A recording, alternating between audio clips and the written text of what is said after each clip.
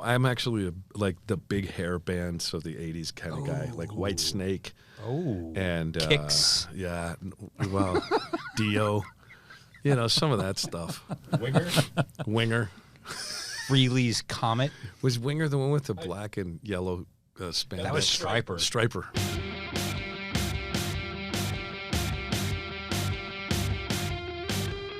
Again, as much as I would love to talk about local watering holes and music all night long, we do have to discuss the reason we brought you here, which is the fact that you are the top election official in the state, the Secretary of State Adrian Fontes.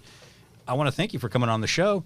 It's our third podcast, so welcome aboard. Thank you. And let's start with some of the big news. It's been slightly quiet for you lately, except recently we saw some news. Thankfully. Yeah, but, we did see some news. Your office was subpoenaed in regards to the January 6th investigation. Yeah. Now, it wasn't anything, you weren't the Secretary of State at the time of the January 6th insurrection. Yeah. It's the records that were housed there. So what can you tell us about what the investigation was looking for? What were they asking for? What were you handing over? Well, just for context, so the first subpoena came directly to our office in December of 2022. Mm-hmm. I wasn't in the office yet.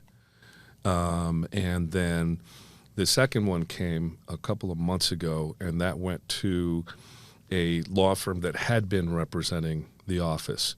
And so they were subpoenaing records from that law firm. We were just notified of that. So we kind of made sure that, that they cooperated fully and stuff like that. Generally speaking, you have to respect the prospect, the process, and be a little bit circumspect in reflecting on these things, because I don't want to be the guy that interferes with an investigation that's happening out of the Department of Justice, especially something that is of such importance. But I'm glad. I'm really glad that they're being as thorough as they are being. Back in February of 2022, when I was a candidate, I asked the Department of Justice to jump in and investigate the fake electors. Those folks who would pretend like they were representing Arizona's voters when they were not. Several who are current state lawmakers.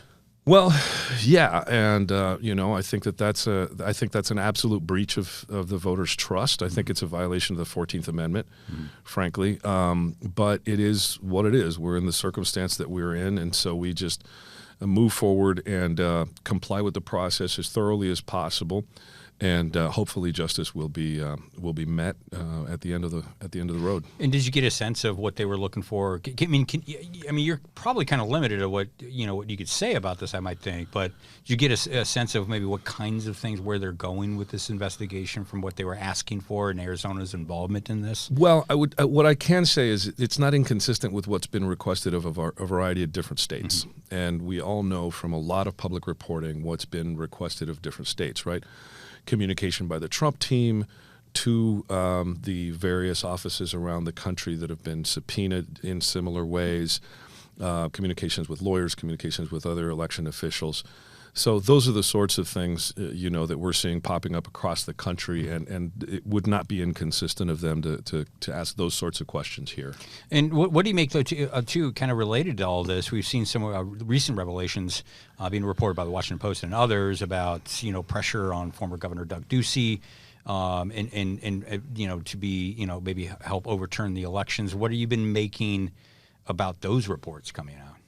Well, it's perfectly consistent with sort of the buffoonery that the Trump administration ended its run on, and it's good that folks like Ivan over at the Post are reporting on these sorts of things, as are a lot of folks. Look, they were ham-handed, they were sloppy, they were ignorant, and they got a whole bunch of people to follow along with them, and a bunch of people are getting into trouble because of this.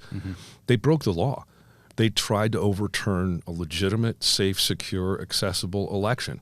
And in each of the states, they're being met with a variety of different circumstances. And here in Arizona, the process might not be as quick as we'd like it to be to get to the end of this whole thing.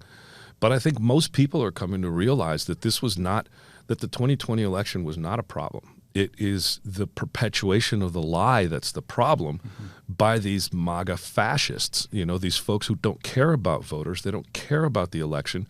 They only want their guy to win, and that's not an American thing. And so we've got to speak up against it and say, look, they were wrong then, they are wrong now, and they need to be called out at every turn, and that's one of the reasons why I don't shy away from that. Yeah. And for people who don't remember, you weren't Secretary of State at the time of the 2020 election. You were even more in the eye of the storm. You were the county recorder.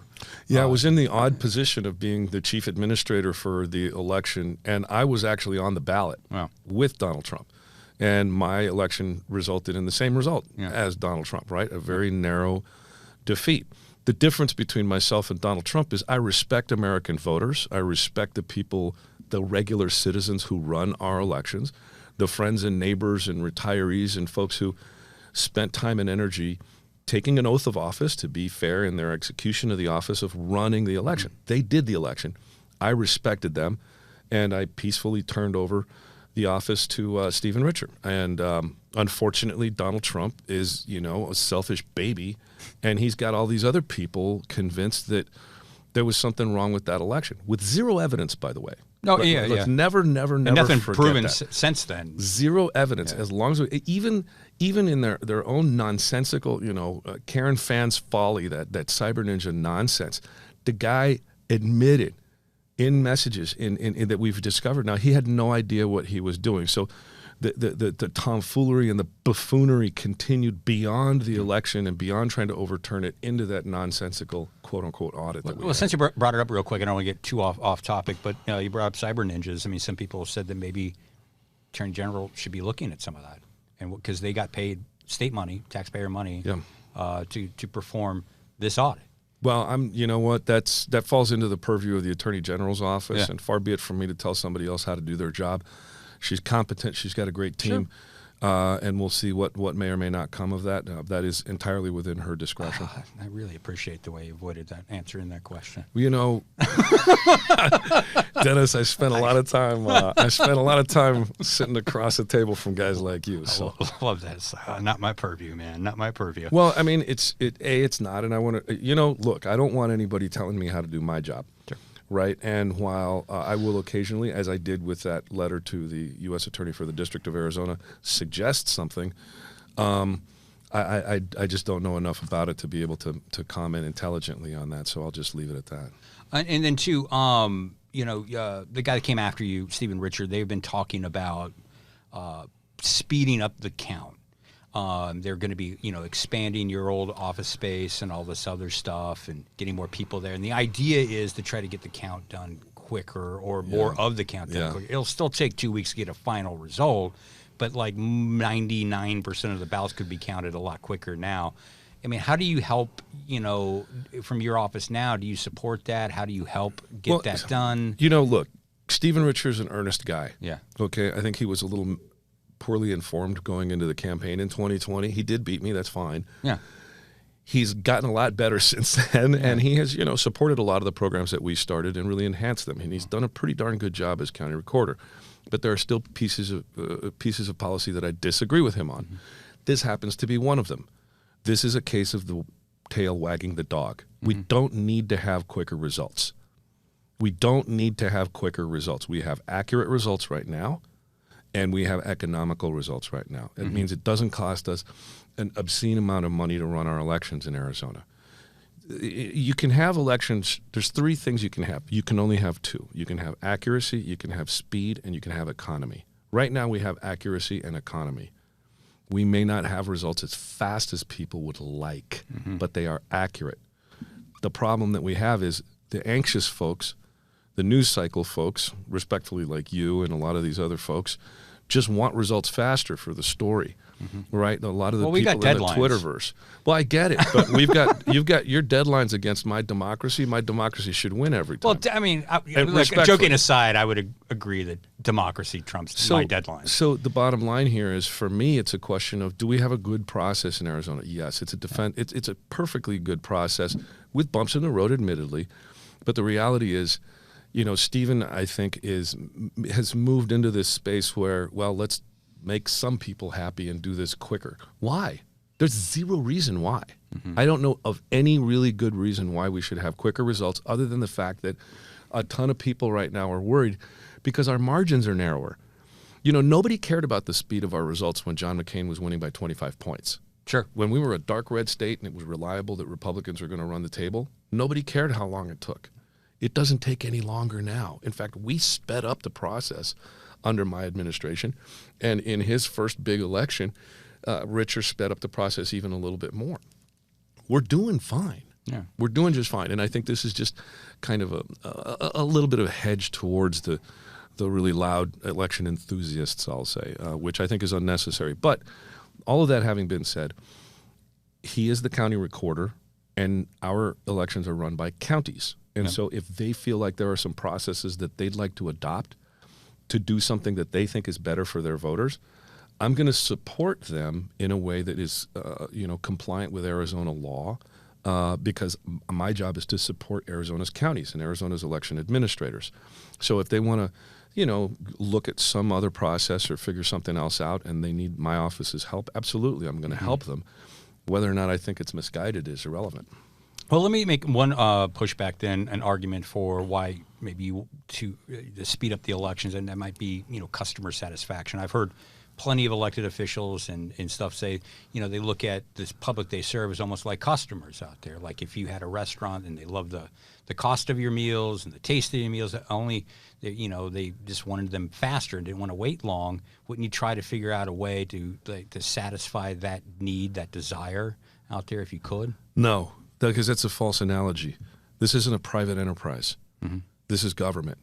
We have to get it right, particularly it's elections. We have to get it right. We've got to make sure we're doing it correctly. And sometimes accuracy takes a little bit of time. Okay. Sometimes checking and double checking during the course of the process is going to require some time. And that should be okay. And we should be nudging back, not pushing back against the public, but nudging back and saying, listen, we get it. This takes longer than you'd like it to. Here's why. Mm-hmm. And just gently explain why.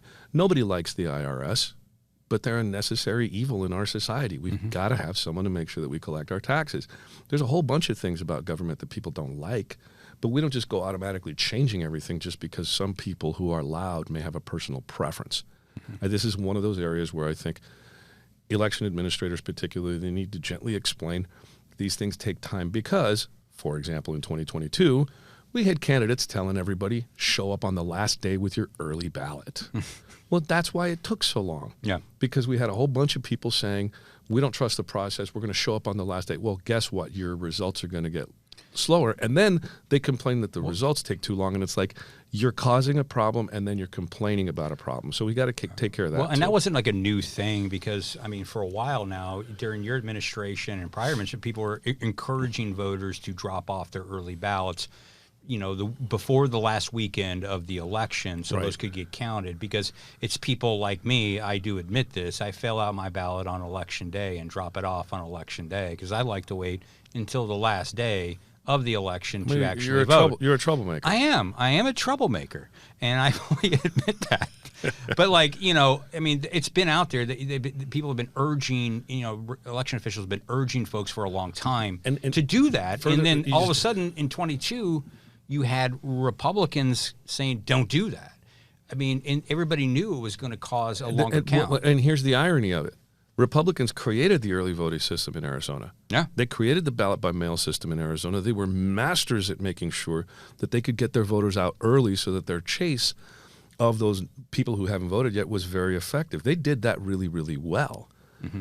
And now all of a sudden in 2022, you had this batch of candidates that turned the whole thing up on its head against the interests of the Republican candidates. And that's what ended up happening. But we've done everything that we can, and we will continue to tell people, look, vote early, make sure that your ballot is in. In fact, when I was county recorder, we actually took and put, because a lot of people like you would show up on the last day so that they could get their sticker. That's why I did it. Well, you don't have to do that anymore because under my administration, we included the sticker on the instruction sheet in the ballot so that people could get their sticker early and then send in their. So we did everything that we could to try to encourage the behavior that is most conducive to early results, right? There's other things we can do other than adjusting the system on the backside. And so let's talk about what you're up to now. It's a story I saw from VoteBeat. I'm talking about you are going to simplify the voting manual. Yeah. And for people who are not familiar with the voting manual, it is a lot more complicated than most people probably realize in putting on elections. Well, it's the elections procedures Manual, manual, not yes. the voting manual. The procedures manual. Let me be more precise on that. It takes a lot to put on an election. Yeah. Governor Hobbs, when she was Secretary of State, she refused to do what you're proposing to do, and ultimately you're going to need Hobbs to sign off on this. So did Secretary Reagan. Okay. Yeah, so the two prior people had refused to do this. You're going to need Hobbs's approval ultimately, if according to the reporting. Yeah. How's that going to go? First of all, what are you planning on doing? How are you going to streamline this document? Well, let's take a step back. And we got to go back to the Ken Bennett administration. In 2014 was the last time we had an elections procedures manual back then that was truly reflective of its intent. Yeah. And the intent was, hey, 15 counties, here's the rule book for how you put on an election. Right? Yeah. The elections procedures manual. These are your processes. And remember, A, it has the force and effect of law, which is what it's supposed to have, and that's pretty important. B, it's supposed to work for the second largest voting jurisdiction in the country, Maricopa County, and some of the smallest voting jurisdictions in the country with, 6,000, 7,000 voters. So it's got to work for everybody. What happened during the Reagan administration was that the election director at the time expanded what was in the elections procedures manual significantly. And they had, some would argue, a particular political bent, was to the right. But they added a whole bunch of stuff in there. Then Secretary Hobbs, at the time, Hobbs's election director authored her version, and it swung the other direction. But they didn't take out a bunch of the other stuff. So I, as a county election administrator, former county recorder, who has to use this thing day in and day out, I looked at the entire process and I said, we need to get rid of all of this garbage. All of the stuff that does not have the force and effect of law. As a matter of fact, going back to some of those other drafts that were in effect, this Arizona Supreme Court has already said that as to this particular piece, for example, we'll just call it Piece A, that doesn't have the force and effect of law. But that leaves everybody out there in the world guessing. What do we have to do, and what is a preference of the Secretary of State? That's not where I want to be.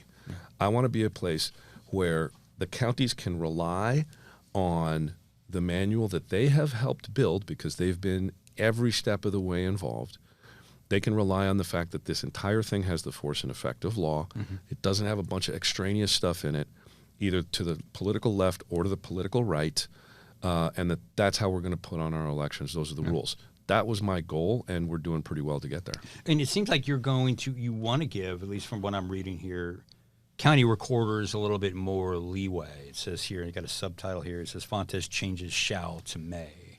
Yeah. There's a big difference between you shall do this and you may do this. Yeah.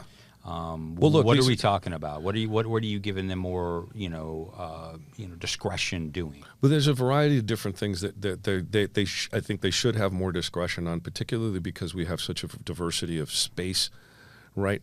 How many polling places they're going to have, how they're going to run them, when they're going to open them, things of this nature. That's a community by community decision. And a lot of folks want us to dictate, here's how you do it. Well, look, this is supposed to work for everyone.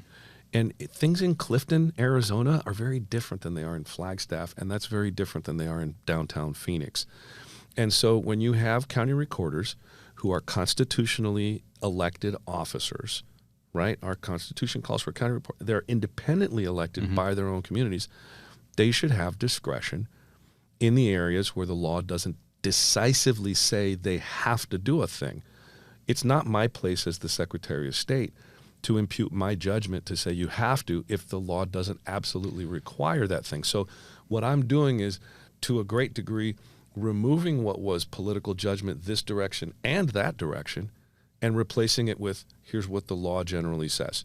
Now, there are some spaces where we did need to do some clarification, but those are places where the law is completely ambiguous, and so we're adding in just a couple of very minor things. But for the most part, we are shrinking the size of this thing and the complexity of it, and which the counties, I think, really appreciate. And do you all worry, though, maybe you get a county recorder who is, prone to conspiracy theories about elections, or an elections director with the same thing. Do you worry that this may give folks like that too much discretion?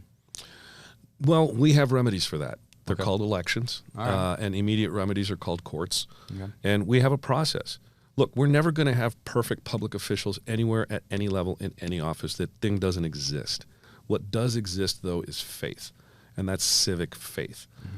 I have faith that the folks on the political left and the political right are going to do their jobs as long as they do it in a transparent way, and that there are good citizens following the process. If I didn't have that faith, I wouldn't be in public service. And that's one of the reasons why I fight so hard against the election denialists, because they're trying to divide us away from that faith that we have in each other as Americans. There are county recorders in this state who have very different political views than I do, very different political views. And I respect that. As long as they're following the rules as it pertains to the voters, we're good to go. We can disagree all day. So that, to me, is the faith that I have, that they will do their jobs well. Now, does that make it a guarantee? No. But it's like being a helicopter parent, right? Every once in a while, the kid's got to skin their knee if they're going to learn anything. And I do want to circle back real quick, and I forgot, I did want to follow up on this. You saw Carrie Lake maybe a couple months ago. Sorry, who? Carrie Lake, remember her? She was the No, gubernatorial, Republican gubernatorial nominee for governor. No, she I lost. She recently came out and said that she is going to create a ballot chasing organization. She wants to go out and get early ballots out there. So she's in favor of ballot harvesting now? Early ballots. I don't know how they're going to do it, but do you take that as almost like a way of her admitting maybe she was wrong, telling people to show up day of early without saying that she was wrong? Or what's your? How do you read that? I think first and foremost, she's. I don't know enough about that person, right, or what goes on in that person's head, but I think pride takes its toll. They were obviously wrong. Mm-hmm. They were obviously wrong in waiting, and their remedy is to go back to the types of efforts that Arizona's grand old Republican Party, not the current one, but the old one, that's how they stayed in power for such a long time, by doing exactly what she's proposing now. So what this tells me is that she's not willing to sit and listen and learn from other people. She's got to fall on her face first and get scarred in order to learn a very basic lesson, and that is that there might be people out there that know better than you, and you should listen. And that's because of pride. So, is it an admission, tacit at best, tangential? Mm-hmm. But I don't think she'll ever admit to being wrong. Hell, she still thinks she's the governor. Going to have to wrap it up here, but I do want to get your thoughts on how do you think we're shaping up, like, from an election process, or from at least security heading into 2024? Well, I'd be lying if I said I was not concerned. And we've got a lot of new people in election administration across Arizona. We just this week saw the resignation of the Mojave County recorder, that'll be coming soon. And I was going to bring that up too. We've seen a lot of people. She was great. High-ranking people in these county recorders' offices that have been leaving. Yeah, recorders and election directors. But here's the thing: the batch of folks who are stepping up and stepping into these jobs, they're a different breed, man. Mm-hmm. They are motivated. They know what they're coming in eyes wide open. They know they're going to get threats. They know they're going to be given a hard time, and they get it, and they still want to do this. So in a real way, we're reshaping the sort of what it means to be an election administrator. And here in Arizona, we have very strong independent characters as individuals, and I think a lot of these folks are really stepping up. I feel really good. Again, I'd be lying if I said I wasn't concerned because of the lack of experience and general know-how. But we're training folks as much as we can, given the experience, the huge experience that we have in our office, to help the counties. So generally speaking, I think we're in great shape as long as we can make sure to stay on top of our training for our folks out there in the 15 counties and give them all the support they need, which can include some other financial support, things like this. And so we're still going to be fighting those battles at the legislature and beyond.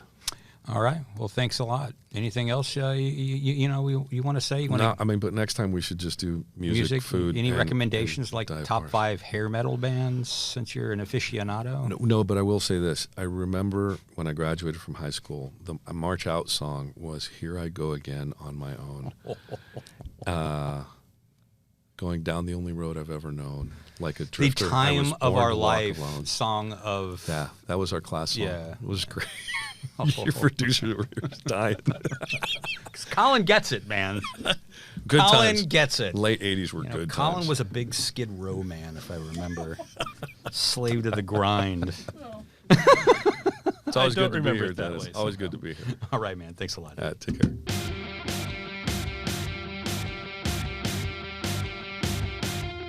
All right, welcome back. Here we're going to wrap all of this up with my chat with Colin, who sits stoically by here as we do this podcast. Stoically, as I'm slandered as a Skid Row fan. I was going to say, I wanted to start off by saying, like, look, that was an unprovoked attack. It was. It really was. On my part. Yeah, I do apologize. Thank you. 100%. Thank you. Those who didn't catch the beginning of that, I did label... With no knowledge, I just assumed that Colin was a fan of the late '80s hair metal band, Skid Row, and he is not. Much more of a new wave, Echo and the Bunnymen, Elvis Costello dork of the '80s. Okay. Well, no, I got to say, like, when I was a young teen in Iowa before I moved here, I was into the metal, but Metallica was more my jam. Yeah, not Slayer, Striper. Not Striper. Not I'm Freely's familiar. Comet? Look, I am familiar. I saw Freely's Comet at the Burlington, Iowa Memorial Coliseum with Y&T, okay? Nice. My only foray into heavy metal, hair metal, was I saw David Lee Roth after Van Halen broke up, and he had Cinderella opening for him. Whoa. And their big move was the two guitarists and the bassist would all throw their guitars around their necks simultaneously. They seemed very proud of that move. It was a magical era. It was. It was a show where I sat there thinking, I am not among my people right now. Yeah. First show you ever went to, real quick, before we get into all this other stuff? Police at the Fabulous Forum in LA with Oingo Boingo opening. Wow, Yeah. that is classic 80s, man. Yeah, you? Quiet Riot.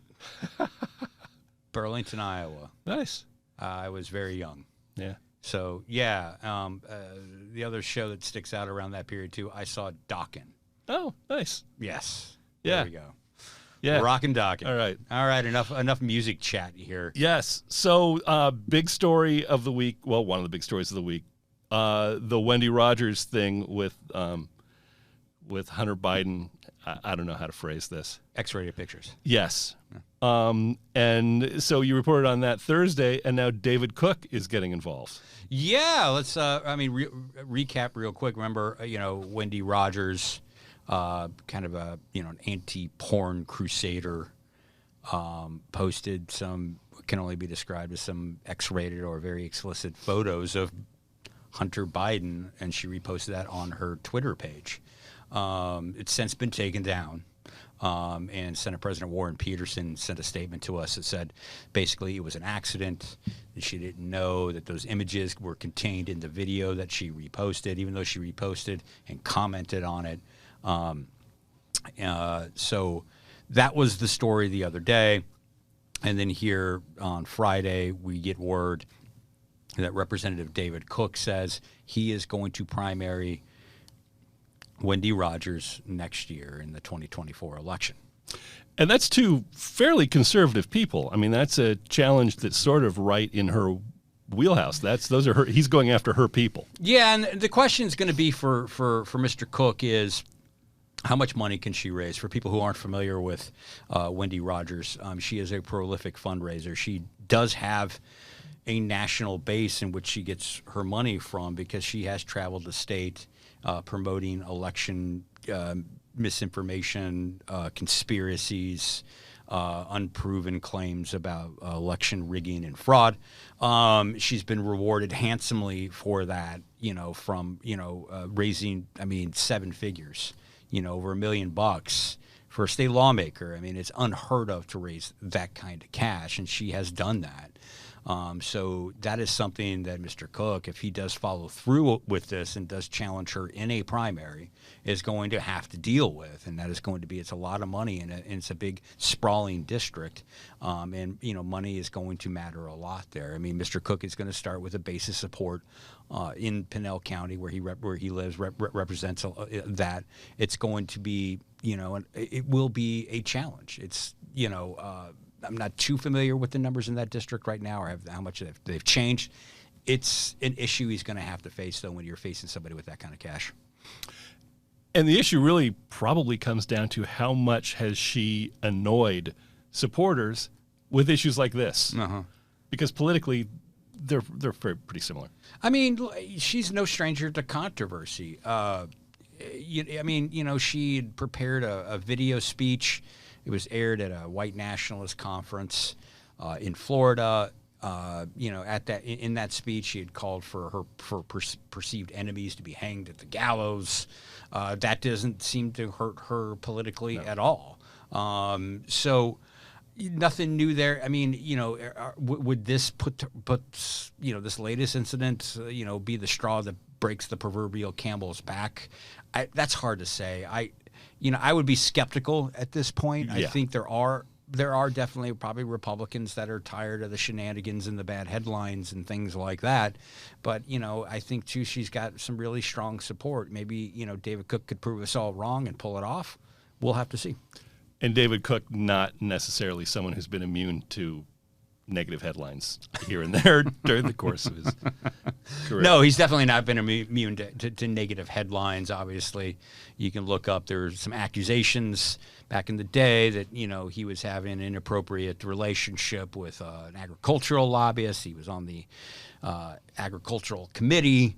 That's going to pop up in any kind of race like this. In a primary like this between a David Cook and a Wendy Rogers will get nasty. Will probably get nasty very quickly. Yeah. Tangentially related, congratulations are in order for you. Oh boy. Named Best Political Reporter by Phoenix Magazine. Hey, that was a surprise. It was. They point out you can gauge a political reporter's effectiveness by looking at the way public service lash out at him, pointing out that Carrie Lake has lashed out at you, and also, as they put it, and this is a quote, disgraced state rep David Cook renting Welch free headspace in 2022. The latter even accused him of being on drugs. Dennis, if you have a problem with substance abuse, I am more than willing to talk to you anytime you need, because I think you do.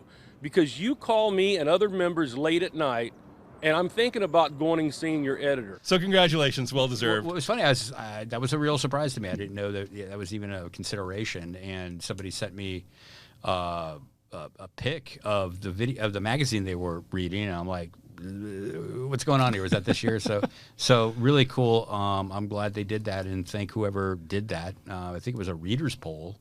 If that's the case, I don't know anything about it. They just named that to me, so it's like really cool, and it's great. I like that a whole lot. yeah, nice. And no lobbying on your part if it was a readers poll. No, so. Had I known it was a readers poll, I would have been calling everybody I know. It's like, hey, vote for me. Yes, we would have been obnoxious. I would have been calling all my political contacts and saying, hey, what's the best strategy to get votes out here? I mean, I don't know. So. Wanted to ask you though too. Says, what was your take on the Fontes interview? I was a little bit surprised, how forceful he was, like coming out and saying that he doesn't agree with some of the changes that Stephen Richer has proposed or wants to enact at the recorder's office. Yeah, and I mean, there's a valid point that he makes that you start looking at a real expense when you try to do it faster, but also. It seems like the big issue lately hasn't necessarily been the speed. The speed's always been this. It's just that we haven't had close elections in Maricopa County historically. Mm-hmm. And so they used to take a long time, but they were blowouts, so it didn't matter. Mm-hmm. And now that everything comes down to the wire in Maricopa County, now we really notice the fact that you don't get an official count for quite a while. Yeah, and I can attest to this. I've covered elections for years. It has been like that for such a long time. And, I think Fontes brought up you can have accuracy, economy, and speed. Or speed. And he says you can have two, but you can't have three. You get 2 out of 3. But, I kind of think that maybe you agree, disagree. As a nation, as voters, we're kind of a bunch of, Veruca Salts. We they want it now. Yes. And people don't like to wait. Yeah. And I mean, and I think Richard's Richard's point, if I remember it right, was like, it's still going to take a couple weeks to get elections finalized, because you do have to go through a curing process, and there are complications like that. But what they're hoping to do is to get to like 95% of the ballots counted a lot faster than in the past, so races can be called sooner rather than later. But I was, still kind of surprised that, Fontes just was in disagreement with it. I understand that accuracy, and I think, accuracy is the number one goal. Everyone would agree with that. But I think in today's our society today, there is an expectation that we want it now. We want it quickly. And the balance is between economy and speed. Yeah. And I don't know how much people are willing to spend in their tax dollars to make it faster. Yeah, I know. In general, again, I think we all want those things now. And I know, when I complain about the wheel of death on the internet. If it's like takes 5 seconds for a page to load up, I'm frustrated. But to Fontes's point, it's like we're talking about democracy here, and this really matters a whole lot. It may be a bit of an inconvenience or frustration, but don't you want that accuracy above all? And some of the things you could do to make it faster are things that a lot of people are going to take issue with. For example, not being able to drop off an early ballot on Election Day. A lot of people like to do that. And it would probably... Are you taking a shot at me now? Well, no. I mean, and there are a lot... I know you do that, and there are a lot of people who do that. There are a lot of people who like to take the time to fill it out early and then drop it off at the polling place. They like the experience of being at the polling place. But that is one of the issues that slows it down. And if you want to speed things up, you can eliminate that. Yeah. But I don't think people will be very happy with eliminating that. No, I like filling it out, going out day of election. It's kind of old school for me. But it's also, since I got to follow all this stuff and report on all this stuff, I just don't like voting for anything or anybody until, the final day. Yeah. When, the cake is baked and everything's good to go. So Fontes, you can, continue to blame me for the problems. I'm not changing, no. And I don't appreciate that passive attack on my voting habits, sir. Sorry to attack the political reporter of the year. Skid Row supporter. Yeah. All right. Anything else stand out for you this week in the world of Arizona politics? I don't think so. July 4th, it's quiet this time of year. There's not a whole lot going on. No one knows this better than you. It's dreadfully quiet at this point. I do find it interesting, that the governor is, responding now to the county attorneys in a letter and saying she's, saying what we knew she was already going to do. She's not going to rescind her order that basically took authority away from county attorneys to prosecute abortion-related cases. But we're not really surprised by that. I am a little bit surprised, though, in the letter that they sent out, Friday afternoon, was that their rationale for it was like, look, we know that you don't have any abortion prosecution, any abortion cases lined up right now. We know that's not happening. Right. And we don't expect that to happen in the future. It's like, well, why did you send out the EO? It's almost like you're kind of admitting like this is a message executive order. Right. Like lawmakers send out message bills all the time. It's like, look, I filed this bill, and then they go and tell their fundraisers about it, or and fundraise off it. So you take that for what it's worth. I mean, her jumping in like this. It will be very popular with people who support Governor Hobbs, and ultimately probably not have much of an effect, which is not unusual. All right, I think we'll have to end it there, unless you want to talk more about 80s hair metal bands. No, I think we've exhausted my... I did start my Friday off on a classic record, though. Double Nickels on a Dime. Oh. Yeah, Minutemen. Yes. Love that record. I have my original copy on vinyl. Yes. So love the Minutemen. Corona. The song Vietnam on that. Oh, so good. Yeah, yeah. This Ain't No Picnic. Oh, that's a good one. Yeah. That's a good one. Yeah. Number one hit. Yeah. All right, we'll have to continue this conversation offline here. People will probably appreciate that, yes. All right, thanks a lot for tuning in, and see you next time.